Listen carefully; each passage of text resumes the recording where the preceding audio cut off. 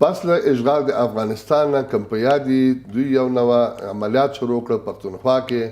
په نامه د ترهګرۍ همدغه افغانان کډوال کړل مجبور یې کړل چې وزیرستان خلک راغله افغانستان ته او په سرحدي سیمو کې د بیچارهګان ځای په ځای سو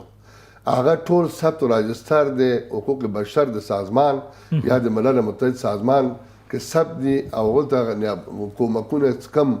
د لغوي نه غدود ورکوه اغسته دي آته د محل خلکو دوی ته کومکونه کول هم په خوست کې هم په پکتیکا کې هم په ننګرهار کې ولې هغه خلک همدغه فوج د پاکستان هم آته بمبار کړل چې وزیرستان سیمې خوشې کوي کله چې افغانستان ته راغله کډوال سو افغانستان دننه د صفري خط نه راتېر سو دې خواته راغلل دلته اوس په شراره باندې هغه بیچارهګان دلته وزني دې کې زمونږ افغانان وژل کېږي هغه هم ټول ماشومان ښځې زنانه هغه کورونه دي چې فقط د باران مخه یې نیولې نو په دې خاطر باندې دوی موخه همدا دي چې افغانستان هم نه کړي او ما مخکې بیا ویل چې دا د امریکا پروژې دي چې غواړي د افغانستان انتقامجویي وکړي اوس موږ د داعشان په نامه د داعش ډلې تربیه کوي پاکستان کې چې افغانستان کې بیا کورنۍ ته جګړو ته لمنه